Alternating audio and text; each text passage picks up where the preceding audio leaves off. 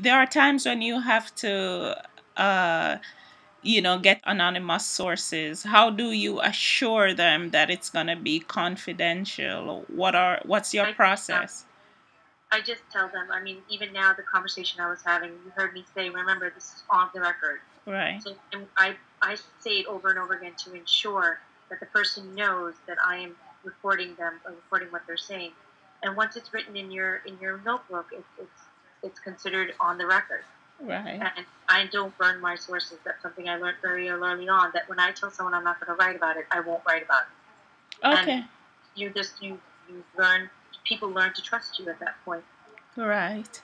And what are some of your practices for accuracy in terms of a long, unusual name, getting it right, or Ask, repeat. I ask them to spell their name. You always ask them to spell their name. You always confirm their age, even if you're not going to use it. You always confirm it. You find out where they live, where they're from, their titles in particular.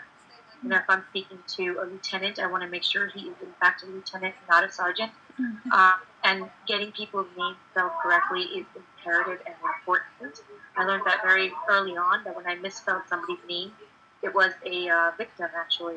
And although the victim was dead, I misspelled his name, and the first person who pointed that out to me was a police official. So it's very important to get the name spelled correctly. It's very important to get titles and ask. Just keep on asking questions. No one's going to fault you for making sure you got something right. right? How long have you been doing this reporting gig in general, not just at the Trentonian?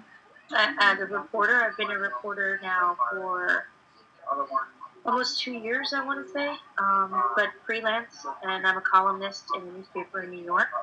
As a cops reporter here in Trenton, I've been doing this for 5 months, and I just recently changed my beat